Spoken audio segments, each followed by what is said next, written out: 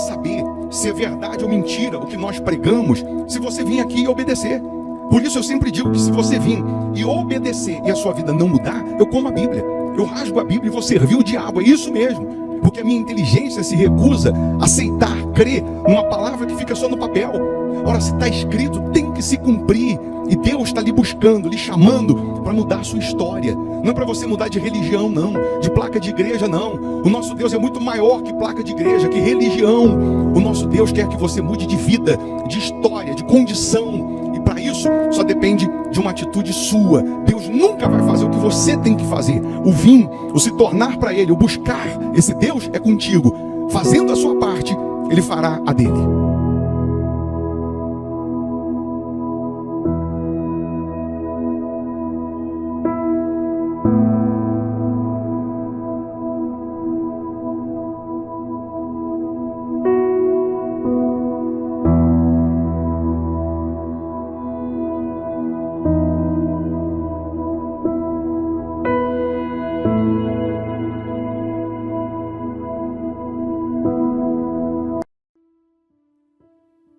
Que a luz de Deus brilhe na sua casa, na sua família. Muito bom dia. Mais uma vez, nós estamos aqui lhe convidando para juntos unirmos a nossa fé em oração. É isso mesmo. Vamos juntos falar com quem resolve, com quem pode mudar toda e qualquer situação. Prepara aí um copo com água ou uma caneca com água. Eu tenho aqui a minha preparada, né? Uma vez, essa água consagrada, energizada, ela vai simbolizar o poder de Deus.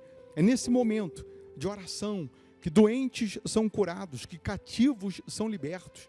É nesse momento que as trevas são dissipadas, porque a luz de Deus, ela vai resplandecer na sua vida.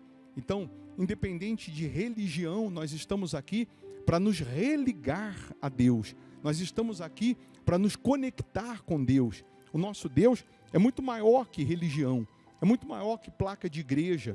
Costumo dizer que Jesus não se converteu e veio congregar na igreja evangélica ou na igreja católica. Ele é muito maior do que religião ou placa de igreja. O problema é que as pessoas, elas estão deixando de ouvir a voz de Deus, ou de se sujeitar a Deus, ou de alcançar as promessas de Deus por conta de uma placa, por conta de uma religiosidade que não as leva ao sucesso.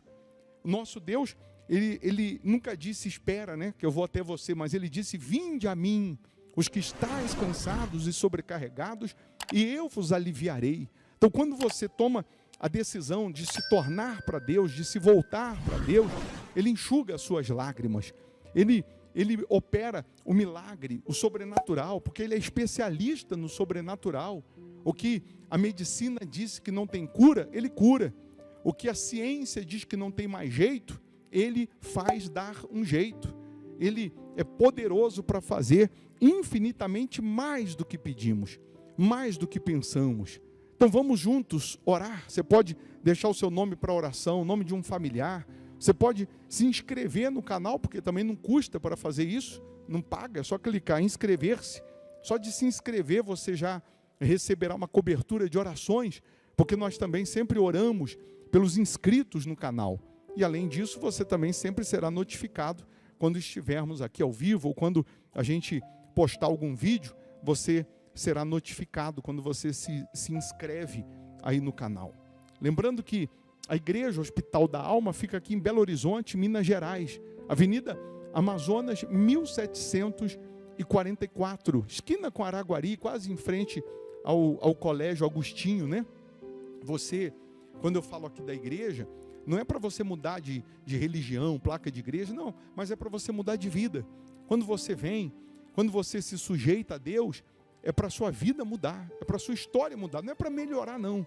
Até porque o nosso Deus não é um Deus que melhora, é um Deus que revoluciona, é um Deus que transforma. Nessa quarta-feira, por exemplo, hoje é terça, né? Dia 3, mas nessa quarta-feira nós teremos aqui aquele culto que é para você aprender mais sobre a palavra de Deus, para você adorar a Deus, uma noite de adoração a Deus. Às 7h30 da noite, nós temos esse culto aqui na Igreja Hospital da Alma. Se você mora em Belo Horizonte, região metropolitana, você vem presencialmente. Agora, se você mora em outro estado, outro país, uma cidade distante, aí você participa virtualmente através aqui do canal no YouTube. Aí você vai participar através do nosso canal. Nós temos o culto às 8 da manhã, mas às 7h30 da noite é o culto que nós transmitimos, porque temos membros virtuais em outros países, cidades distantes, pessoas que participam como se estivessem aqui na primeira cadeira. E assim, elas participam também das bênçãos, das promessas que estão contidas na palavra de Deus. Então vamos orar? Se possível, feche os olhos, é momento de oração. Em o nome do Senhor Jesus, ó Pai, nós somos privilegiados em considerar a Tua grandeza, a Tua palavra, considerar o Teu nome. É por esta razão, ó Deus, que aqui estamos Te buscando. É por esta razão que aqui estamos sedentos pela Tua voz, pela Tua palavra, pela Tua luz, porque sabemos que onde chega o Teu poder, o mal não pode predominar, o mal não pode prevalecer. E aqui tem pessoas nessa oração sofrendo quando não é na saúde, é no financeiro, quando não é no financeiro, é no sentimental, quando não é no sentimental, é no familiar, é no espiritual. Pessoas, meu Pai, que carecem da Tua intervenção, que precisam do Teu socorro. Então, venha, meu Deus, agora tocar nessas pessoas. Toca, meu Deus, de maneira que essa dor desapareça, que essa enfermidade vá embora. Penetra com o Teu Espírito, libertando essas pessoas dos males físicos e espirituais. Que os principados, potestades, que toda força do mal caia por terra. Nesse momento eu determino que todo o mal saia, que toda maldição seja quebrada, todos os demônios sejam aniquilados, amarrados, destruídos. Eu ordeno agora todo o mal, em o nome de Jesus, sai agora. E que a Tua luz, meu Deus, brilhe, de maneira que essa pessoa receba paz, receba vida, receba forças. Abençoa os fiéis da sua casa, aqueles que vêm semeando nessa obra, meu Deus, que eles possam colher a 100, a 60, a 30 por 1. Abençoa as famílias, proteja, guarda as crianças, meu Deus, que elas cresçam sob os Teus cuidados. Ó, meu Pai, nós entregamos tudo e a todos nas Tuas mãos, na certeza que o Senhor está cuidando, protegendo, blindando essas pessoas de todos os males. Consagra a água que ela preparou, que ao beber dessa água, que ela receba saúde física, saúde espiritual, meu Pai. Que neste momento, o Teu rosto possa resplandecer na vida dessas pessoas. Que o fraco seja fortalecido, que o caído se levante. É o que nós determinamos. Aí onde você está, respira fundo. Receba paz, receba vida. Se tinha uma dor, aperta, procura, mexe, faz o que você não podia fazer. Oh, meu Deus, abençoa os inscritos no canal. Abençoa todos que têm o nome aqui na oração. Pois nós entregamos tudo nas Tuas mãos. Em o nome do Senhor Jesus. E quem crê, diga assim seja. Amém. Amém? Mexe aí, se você tinha uma dor, mexe, aperta, levanta, pode andar, faz o que você não podia fazer. Isso aí é só um sinal do poder de Deus. O fato dessa dor não existir mais agora, já nesse momento, é só um sinal. É só Deus mostrando a você o seguinte, que Ele continua vivo, operando maravilhas. A vontade que você tem de estar aqui, de participar dos cultos, essa vontade é Deus te buscando. Quando você se sujeita, quando você se submete, quando você obedece, Ele se manifesta. Ele opera maravilhas. Ele se revela a você. Então, caso você queira mais de Deus, né? Esteja conosco nessa quarta-feira. Beba aí da água com fé, crendo no poder de Deus. E aí, eu vou deixar você com uma sugestão de palavra, de pregação, que é justamente para te enriquecer espiritualmente. Quanto mais forte você está espiritualmente, mais condições, né, de vencer o mal você terá.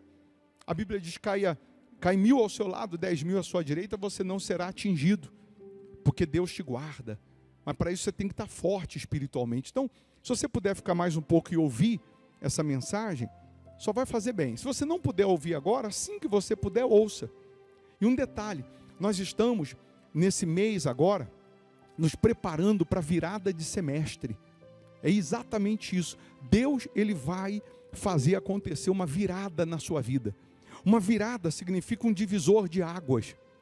Você sabe qual é o centro da Bíblia, o meio da Bíblia? Se você pegar todos os versículos e capítulos, o meio, o centro, é o livro de Salmos 118, versículo 8. Você sabe o que diz o livro de Salmos 118, versículo 8? Que melhor é buscar refúgio no Senhor do que confiar em homens. Então, assim como o centro da Bíblia, o divisor ali de águas, vamos colocar assim, é o versículo 8 do Salmo 118, eu disse para as pessoas que querem essa virada, que querem essa transformação, eu até dei uma folha como essa daqui, com os salmos impresso. Eu disse assim, até o dia 29, que é o último domingo desse mês de junho, e aí nós vamos virar o semestre, nós vamos entrar os últimos 6 meses. Nós vamos entrar os últimos 184 dias desse ano. E o nosso Deus, é claro que ele é poderoso, né, para fazer num só dia tudo que você imagina. Mas nós vamos determinar que nesses 184 dias, nesse segundo semestre, aconteça na sua vida, nesse segundo semestre, o que não aconteceu a vida inteira. Deus pode fazer isso. Você crê? Não, você crê mesmo que Deus pode fazer você alcançar, receber nesses 184 dias do segundo semestre o que você não recebeu a vida inteira? Então, você vai pegar o Salmo 118, né? Eu dei a folha para as pessoas, posso até colocar aqui na tela, você faz um print, mas você pode pegar na sua Bíblia também. E todos os dias, antes de dormir, a última coisa que você vai fazer, preste atenção, a última coisa, na hora que você for desligar a luz para fechar o olho, você vai ler o Salmo 118, em voz audível, né? Não é só na mente, não, você vai ler ouvindo o que você está lendo, meditando. A última coisa que você vai fazer nesses dias, antes de dormir, antes de desligar a luz, na hora de fechar os olhos para dormir, vai ser ler esse salmo. Você vai proferir esse salmo na hora que você for desligar a luz para dormir, e ele vai ser a última coisa que vai ficar na sua mente, na sua cabeça. Você pode ter certeza que enquanto você estiver dormindo, Deus vai estar trabalhando em seu favor. Você pode ter certeza que quando ao amanhecer, Deus vai te dar inspirações, Deus vai te dar sabedoria, Deus vai te dar direção para você saber o que fazer, qual decisão tomar. Então, se você quer entrar conosco nessa caravana, né, da virada de semestre, você vai pegar o Salmo 118 e todo dia antes de dormir você vai ler. E aí você vai lutar, né, para estar aqui no domingo dia 29. No domingo dia 29, nesse último domingo desse mês 6, você mora em Belo Horizonte, região metropolitana, o interior próximo, você vai já deixar já agendado para estar aqui às 8 da manhã. O culto no domingo é 8 da manhã. Você vai escrever na folha, você vai imprimir aí na sua casa, se você não tem, você vai escrever qual é a virada que você quer. Em todas as áreas. O nosso Deus, ele faz o último ser primeiro, de desempregado a patrão, de andar a pé ao carro do sonho, de morar de favor à casa própria, de uma pessoa desenganada pela medicina para uma pessoa curada. Deus é poderoso para transformar. Então, se você entende que Ele está te chamando para um renovo, você vai se programar para já no domingo, dia 29, no último domingo desse mês. Pode cair canivete, chover canivete, você vai estar aqui presencialmente. A não ser que você mora longe, não dá mesmo, é outro país, né? outro estado, outra cidade muito longe. Aí você vai participar virtualmente, que a gente transmite pelo canal no YouTube. Mas caso contrário, esse dia é uma convocação geral para uma virada de semestre. Domingo, dia 29. Mas até lá você vai lendo o salmo antes de dormir. Tá bom? Deus abençoe, bom dia.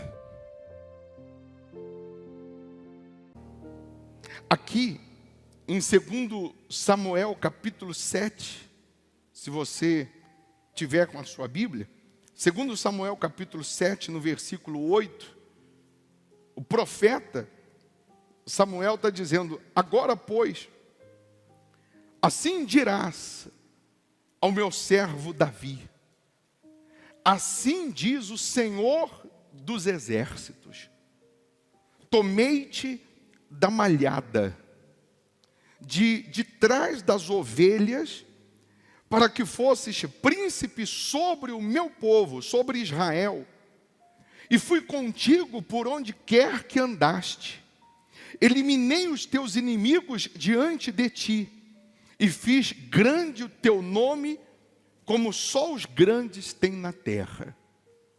Então aqui Deus, Ele está deixando explícito, está deixando claro, que Ele escolhe Davi de trás das ovelhas malhadas. Deus está deixando claro que foi Ele que buscou Davi lá no pasto, onde ele estava cuidando das ovelhas, e um detalhe, malhadas, e fez ele grande, fez ele um vencedor. Os inimigos foram derrotados.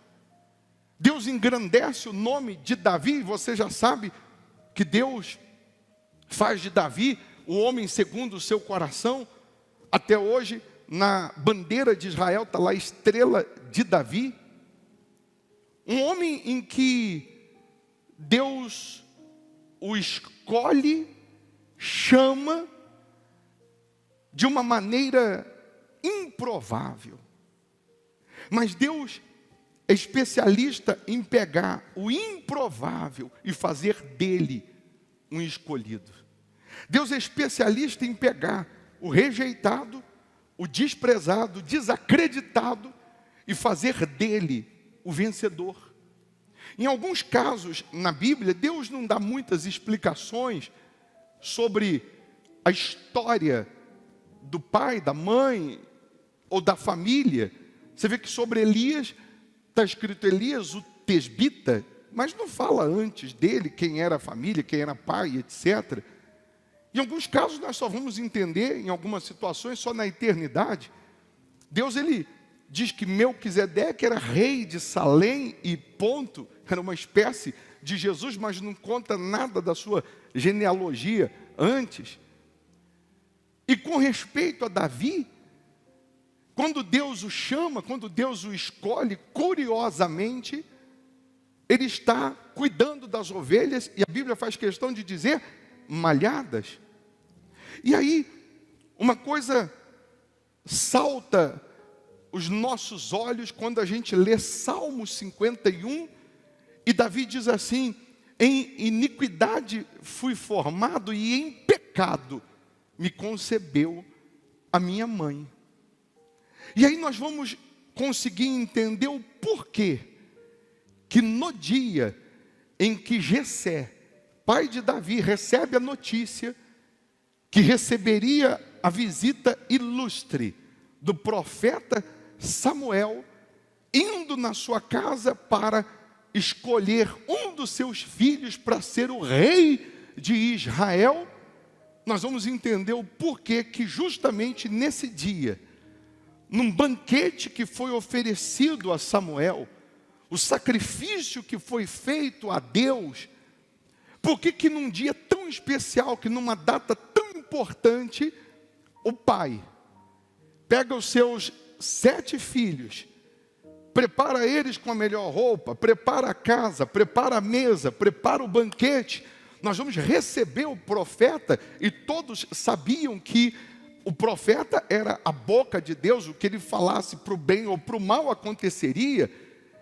E justamente nesse dia, o que deu na cabeça do pai de pegar o filho mais jovem, mais novo, e não deixá-lo participar daquele banquete, mandar ele cuidar, não das ovelhas, mas das ovelhas malhadas, porque a ovelha malhada eram as ovelhas de menos valor, e também ovelhas malhadas eram as ovelhas que sofriam ou que nasciam com alguma anomalia, tinham algum defeito. Então elas ficavam num pasto à parte, separada das outras, como se as ovelhas perfeitas ficassem na frente da casa e as ovelhas malhadas com anomalia, com menos valor, as rejeitadas ou que não valiam quase nada, fossem colocadas lá no fundo, distante, para que ninguém visse. E justamente nesse dia tão importante, o pai pega o seu filho, que era para estar ali, porque a promessa era de que o profeta iria para consagrar o futuro rei de Israel, e nós não sabemos até então quem é. Então tem que ter toda a família reunida, tem que estar a casa toda reunida. Mas nesse dia, o pai chama Davi e manda ele ir lá cuidar das ovelhas que não tinham valor nenhum. E aí você vai entender também que em 1 Samuel 16, que conta a história de quando Samuel vai lá na casa de Jessé consagrar, a Bíblia fala que Davi, ele era ruivo, ele tinha olhos claros, ele não tinha nada a ver com os seus irmãos. Ele não se parecia em nada com seus irmãos. Os irmãos todos da estatura de 2 metros. E Davi era ruivo. Os irmãos, pele parda para moreno. Davi, olhos claros, os irmãos, olhos escuros. Davi, a estatura menor. E aí você vai buscando na história, você vai entender o porquê que o pai tirou ele de casa. Tinha que esconder Davi. Porque supostamente Davi não era filho de Jessé, mas era filho da esposa de Jessé. E naquela época, que era os dias do profeta Eli, sumo sacerdote Eli, que já vivia em pecado e que Deus também já não falava, uma mulher que adulterasse tinha que ser apedrejada. E como eles viviam numa fazenda, numa comunidade, nasciam e morriam ali, provavelmente o pai de Davi, quando a esposa de Jessé engravida de Davi, e não é Jessé o pai, ele a amava tanto, porque a mulher tinha que ser apedrejada, mas ele a amava tanto que supostamente, certamente ele a perdoou, e nasceu Davi, diferente dos seus irmãos. E se o pai dele deixa ele ali, e o profeta descobre, podia trazer maldição. Ele está indo para consagrar um dos filhos de Jessé. Davi é filho porque está sendo criado por Jessé. Aí você vai compreender o porquê das diferenças. Porque que a Bíblia faz questão de falar que ele era ruivo, totalmente diferente dos seus irmãos. Pois bem, Samuel chega, a casa está preparada. Ele leva um chifre, como Deus mandou, cheio de azeite. O azeite representando o Espírito Santo, o chifre representando a força, o poder de Deus. E no primeiro irmão de Davi, o que mais se parecia com Saul, em estatura, em beleza, físico, postura de rei, quando Samuel vai consagrar, Deus diz, não é esse o homem que eu escolhi. Samuel vai no outro que também tem todas as características de rei, e Deus diz, também não é esse, Samuel. Você vê o exterior, eu vejo o coração. Você olha a aparência, eu vejo o que está dentro. E Samuel vai no terceiro e Deus diz, também não é. No quinto, no sexto, no sétimo, Deus diz, também não é esse. Mas só tem 7. E Samuel pergunta para Jessé, mas acabaram-se os filhos? Porque Deus mandou, eu vim aqui para consagrar o rei de Israel, mas não é nenhum desses. E Samuel e Jessé, meio com um sorrisinho amarelo, diz, tem Davi? está lá cuidando das ovelhas malhadas. E Samuel diz assim: ninguém vai se assentar à mesa antes dele chegar. Todo mundo vai esperar ele chegar. Manda chamar ele. Você imagina Davi lá cuidando das ovelhas, e Davi sabia que estava sendo rejeitado, porque o filho sabe. Ele viu a mesa sendo preparada, ele viu tudo sendo arrumado, os irmãos se arrumando, aquele entusiasmo, aquela empolgação, e o pai diz: vaza, vai para o pasto.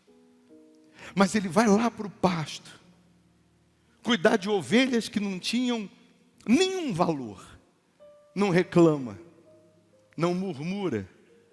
Lá no pasto, ele diz: o Senhor é meu pastor,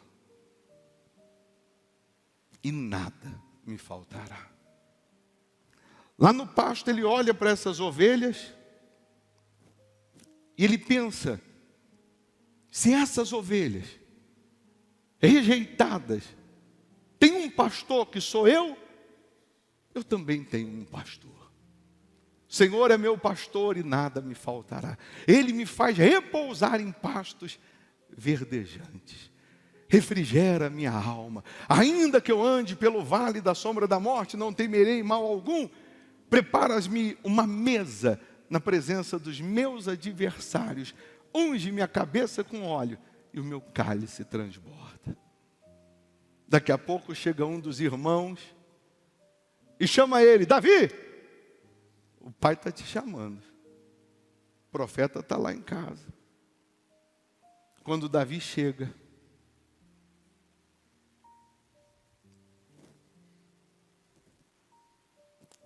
Deus diz: esse é o rei de Israel. Sabe o que Deus mandou dizer para você hoje, Davi? Você que está sendo rejeitado, excluído, colocado de lado, Deus está mandando dizer para você: ninguém vai se assentar à mesa antes de você chegar. Deus está mandando dizer que enquanto a palavra, a promessa dele não se cumprir na sua vida, você não vai morrer. Deus está mandando falar para você, justamente você que está sendo rejeitada, ou você que está aí no pasto, está cuidando de ovelhas que não tem nenhum valor. Você está sendo fiel no pouco. Você que, com pandemia, com dificuldades, com dívidas, com apreensão, com dificuldade em casa, opressão, você continua fiel.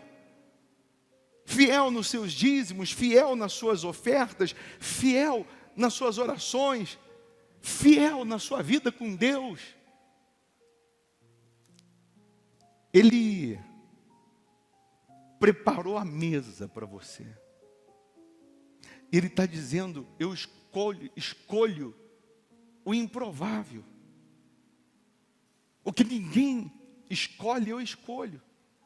O que ninguém acredita, eu acredito.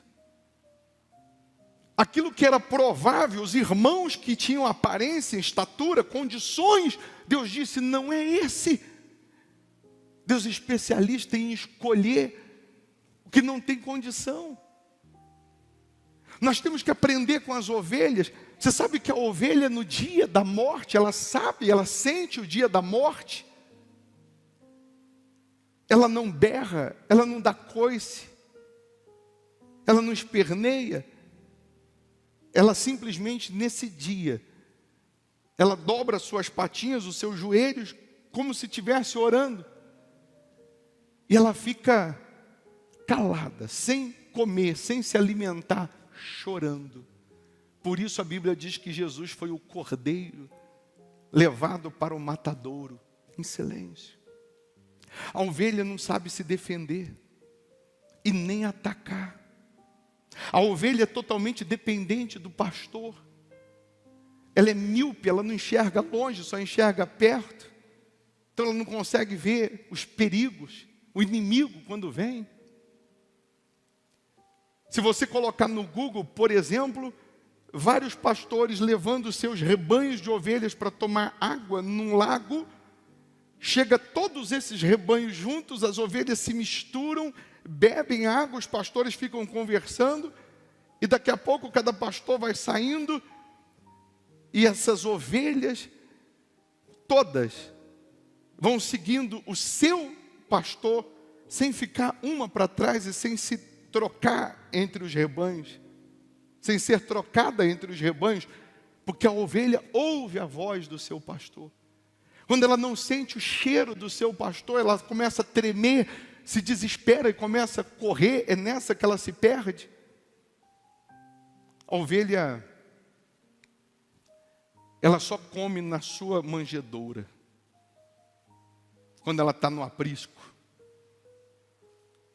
Eu tenho 3 cachorros. A Ana Cláudia coloca comida para os 3. De vez em quando eu escuto a Valentina latir, pode correr lá, que o Snow, que é o maior, comeu a comida dele e está comendo a dela. Mas a ovelha não faz isso. A ovelha, ela morre de fome, tendo comida na manjedoura do lado, mas ela não come da outra, ela só come a dela. Se não colocar, ela morre, mas ela não come da outra ovelha. Ela respeita a outra ovelha. A ovelha,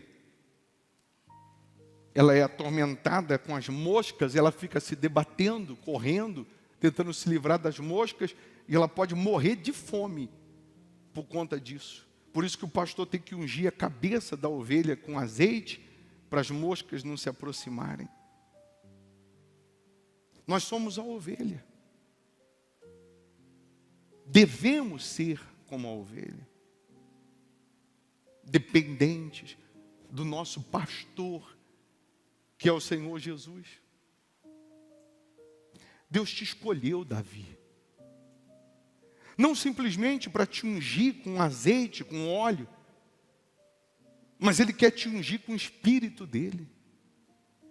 Ele quer derramar sobre a sua cabeça o azeite, que é o Espírito Santo, fazendo você ser um homem dEle, uma mulher dEle, fazendo de fato com que você se torne uma pessoa referencial dEle aqui na terra. Deus, Ele disse aqui, escolhi Davi, meu servo, escolhi de trás das ovelhas malhadas. Deus te escolheu. Se Deus te escolheu, não se menospreze. Se Deus te escolheu, não fique ouvindo derrotados. Não, mas as pessoas estão dizendo que eu não vou ser ninguém, que eu não vou ter nada, que eu não vou conseguir nada, mas essas pessoas que estão dizendo isso, morreram na cruz por você? Não. Então não ouça elas. Você vê que espiritualmente nós somos rasos. Conhecemos pouco de Deus. Queremos tudo dele, mas não nos aprofundamos no que é espiritual. Não nos aprofundamos na nossa comunhão com Ele. O que Moisés ficou fazendo 40 dias e 40 noites no Monte Sinai? Sem comer, sem beber. Quando ele desce com as tábuas da lei e o povo se corrompe, faz um bezerro para adorar, ele quebra as tábuas. E ele volta para o Monte Sinai e fica mais 40 dias. Quem consegue ficar 80 dias sem comer? Quem consegue? Mas ele se alimentou no Monte Sinai de algo tão glorioso que quando ele desce, ao invés de estar abatido, magro, a Bíblia diz que o rosto dele brilha como o sol. a glória de Deus, que o manteve lá todos aqueles dias. E o que ele fez? O que ele falou com Deus no Monte Sinai? Para ficar tantos dias. Foi lá no Monte Sinai que Deus deu a Moisés o Pentateuco. Foi no Monte Sinai que Deus deu a Moisés a revelação dos 5 livros da Bíblia. Deus mostrou para ele Gênesis. Quem escreveu o livro de Gênesis? Moisés. E quem revelou tudo aquilo? Ou no princípio, aí Deus disse, haja luz, e houve luz.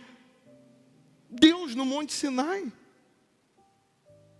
Deus revela para ele o tabernáculo, a arca da aliança, as peças do tabernáculo.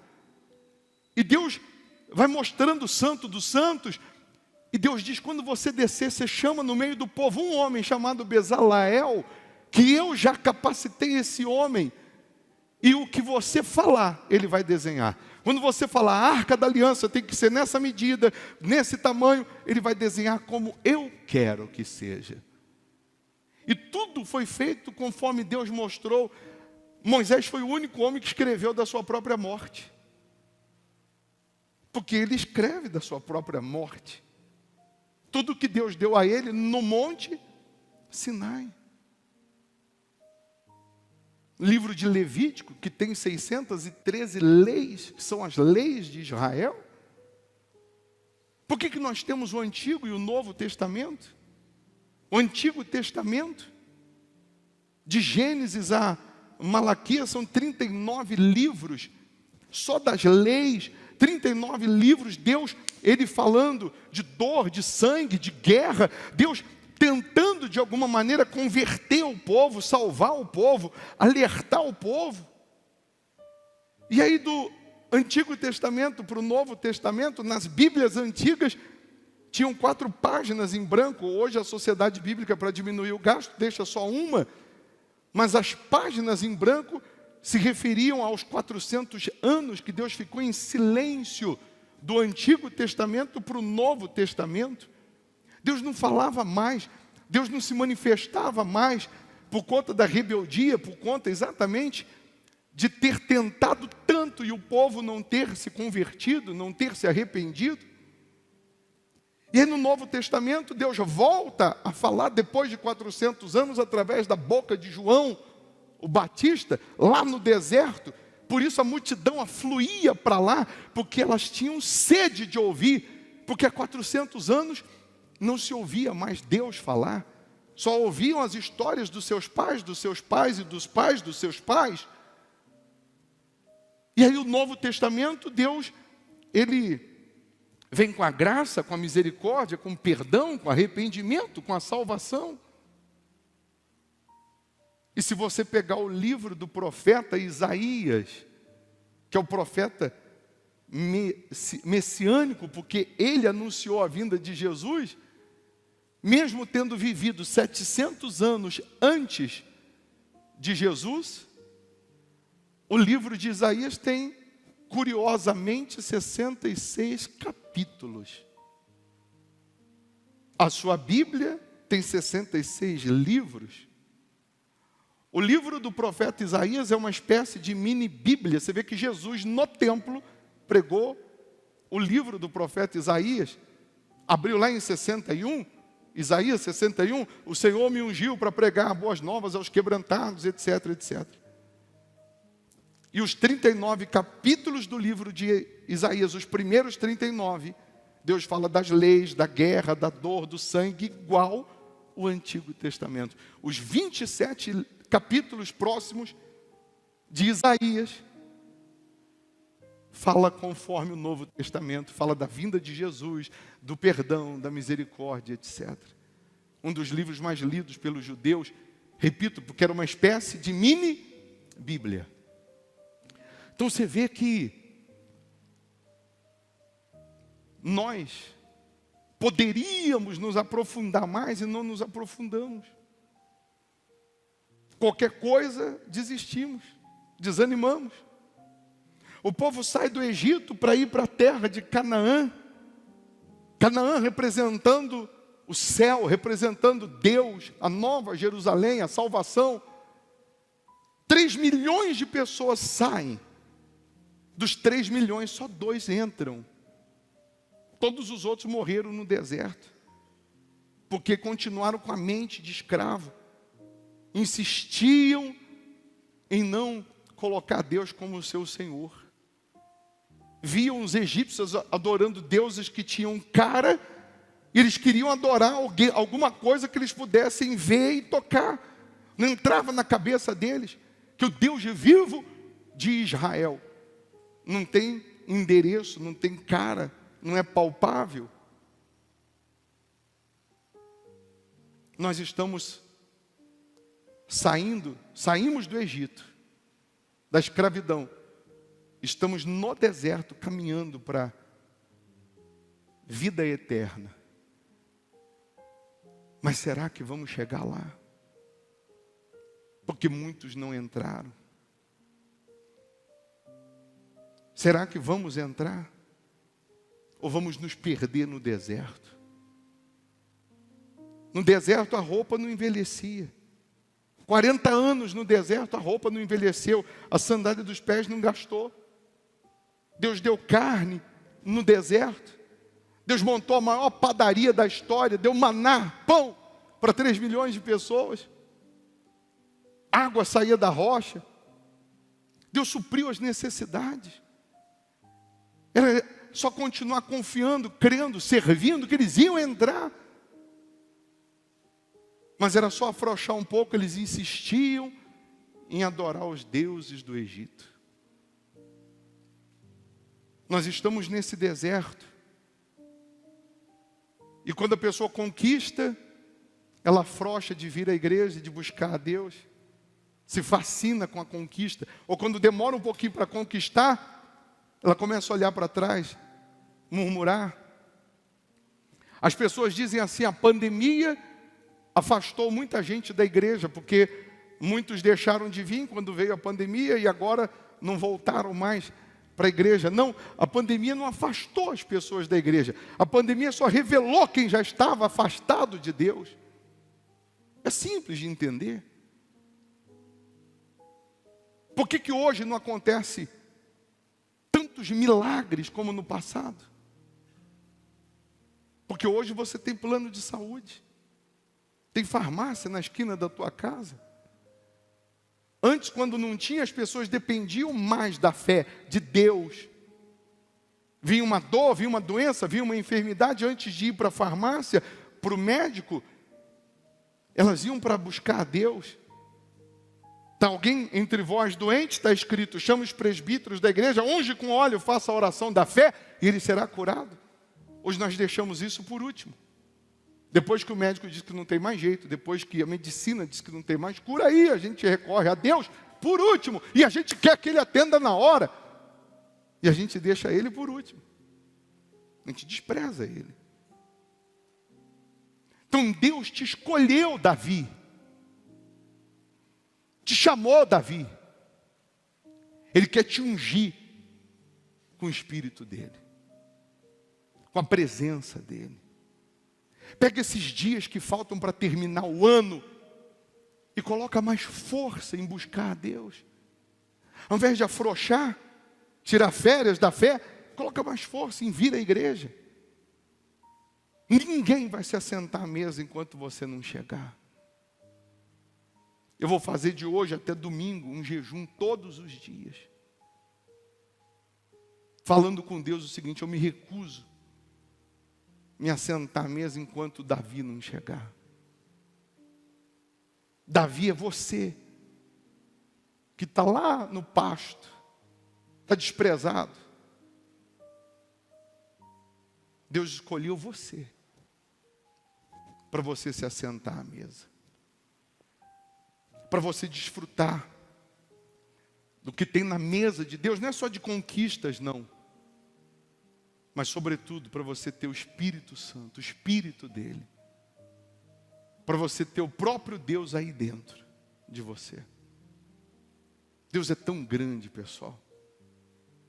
que Davi disse assim, que quando Deus quer olhar para o céu, ele tem que inclinar a cabeça para baixo. Deus é tão grande que Davi falou, quando o Senhor quer olhar para o céu, o Senhor inclina a cabeça para baixo, porque Ele está acima de tudo. Fique em pé no seu lugar. Nessa oração, se imagine no lugar de Davi, lá no pasto, cuidando das ovelhas, malhadas, que não tinham valor algum, sabendo que lá na sua casa está o profeta, os seus irmãos, a festa, mas Davi está lá no pasto dizendo, o Senhor é meu pastor e nada me faltará. Imagine Davi, que não era só diferente dos seus irmãos, porque era ruivo. Imagine os irmãos indo brincar, cada um com uma arma de guerra, um pegava uma espada, outro uma lança, e Davi pegava uma madeira, fazia um arco, colocava umas lã e fazia uma harpa. E mal sabiam os irmãos que aquela harpa, que às vezes eles brincavam e diziam, isso não é arma. Mal sabiam eles que ela ia expulsar demônios depois. Que quando ele tocava a harpa, os demônios saíam de Saul. Deus escolhe o improvável. Deus escolhe aquele que ninguém acredita. Por isso Deus te escolheu.